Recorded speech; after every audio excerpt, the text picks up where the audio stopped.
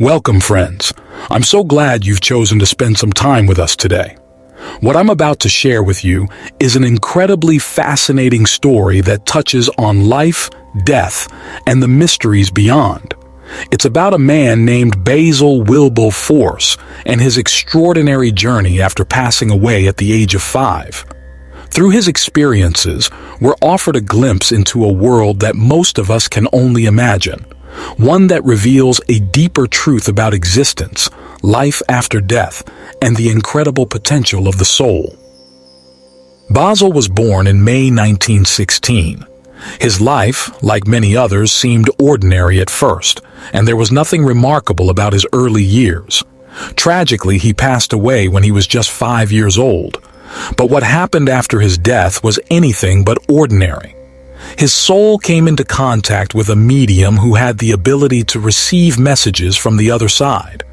Through her, Basil was able to communicate from the afterlife, sharing insights about what really happens after we die.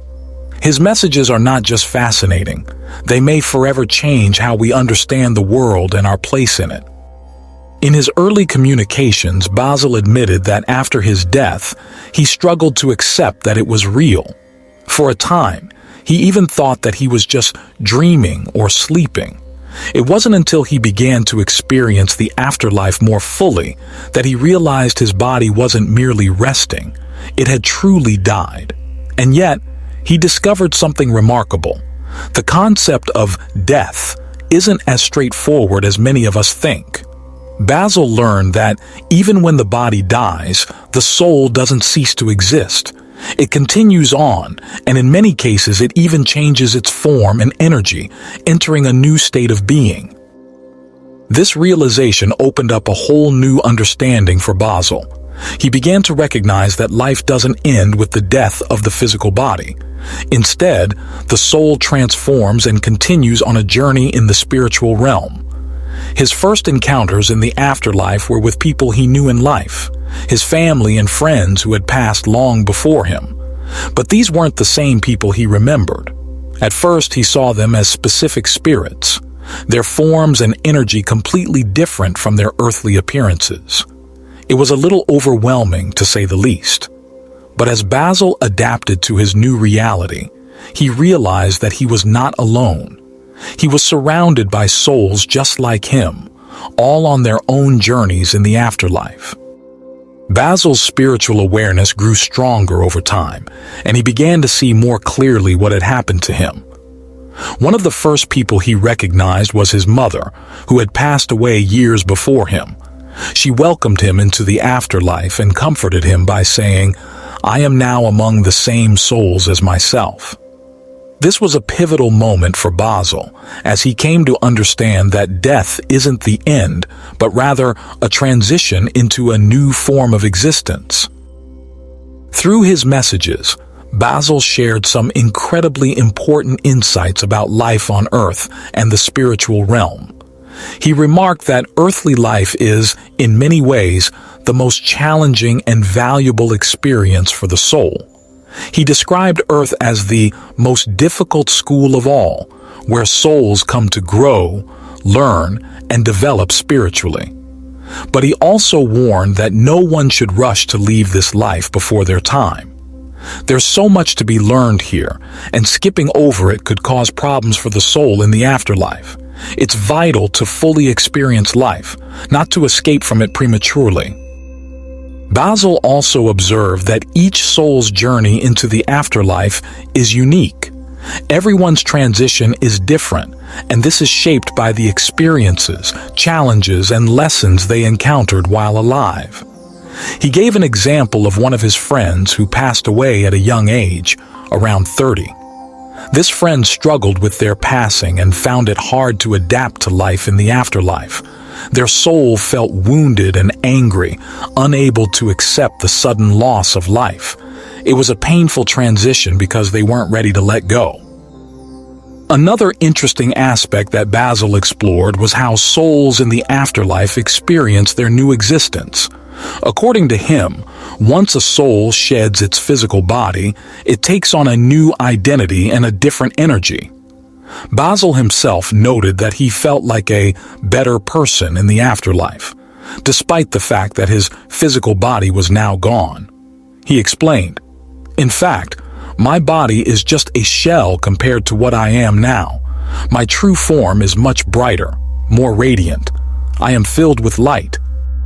This idea of light in the afterlife is central to Basil's messages. He shared an extraordinary revelation. In reality, you are the darkness, and we are the light. Your earthly world is an illusion. The real world is the one where we live in our bodies of light. For Basil, the world of the living was just a temporary, illusory state. The true reality, he explained, was the afterlife, where souls reside in a more perfect, luminous state. But how do souls in the afterlife experience things like vision and hearing without the physical organs that we rely on in life? Basil explained that in the spiritual realm, these senses aren't bound by the physical limitations of the body. Souls have a heightened spiritual sensibility that allows them to perceive everything around them more clearly and intensely than they ever could in life. Their vision and hearing are improved, and they can experience all the wonders of the afterlife with much greater depth. Basil also touched on an important topic: communication between souls. He revealed that in the afterlife, souls have their own form of language, not based on words but on thoughts and light. "We have language," he said, "but it's not the same as the language you use on Earth. We communicate through thoughts, and every thought affects the light around us. I can learn everything about another soul simply by how their light changes in response to their thoughts." One of the most intriguing things Basil discussed was the idea of suffering in the afterlife. He explained that while physical pain doesn't exist, there are still forms of suffering that souls experience. But this suffering is different. It's not the kind of pain we feel in the physical world. Instead, it comes from the soul's connection to lower realms, places of lesser spiritual development. Basil likened it to the feeling a heat-loving plant might experience when exposed to cold winds. It's uncomfortable but not the same as the physical suffering we experience on Earth. Basil also clarified that in the afterlife, families and close relationships don't necessarily stay the same as they were on Earth. In the afterlife, souls are grouped together based on love and shared spiritual connections. However, those who are still stuck in the lower realms are separated from those who have risen to higher levels of spiritual development. Basil explained, "We are separated from our friends and family who are in the lower realms.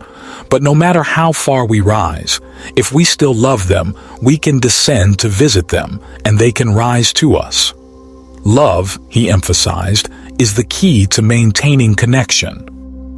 An intriguing point that Basil shared was how memories of our past lives gradually fade away in the afterlife. As time passes, the soul forgets the details of its previous earthly existence. This forgetting, he said, can be a liberating experience, freeing the soul to start fresh. However, it also opens the door to the possibility of reincarnation. Basil offered his thoughts on reincarnation, explaining that not every soul undergoes it. Souls that have completed their spiritual lessons don't need to return to Earth. Those who have unfinished business or who still have lessons to learn are the ones who return. Finally, Basil discussed the idea of fate and destiny. He emphasized that life isn't as predestined as many believe. While there is a guiding force that leads us on our spiritual path, we aren't doomed to live out a set fate. Unexpected deaths, for example, are not necessarily predestined. They can be avoided if we live consciously and in tune with our higher selves. Basil described life and death in a beautiful way, saying, "We leave life when it's time, like a ripe apple falling from the tree." Many people still question what happens after we die, but Basil's experiences challenge us to reconsider our beliefs. His messages give us a glimpse of the world beyond, offering comfort and hope to those who have lost loved ones. While no one has ever come back to definitively prove the afterlife, Basil's communication offers us a glimmer of hope that life continues after death. If you're curious to learn more about what might happen after death, or if you'd like to share your thoughts on this fascinating topic, please leave a comment below. I'd love to hear from you. And if you enjoyed this video, please don't forget to like, share, and subscribe to the channel. Your support means a lot. Thank you so much for watching, and I hope you have a wonderful day ahead.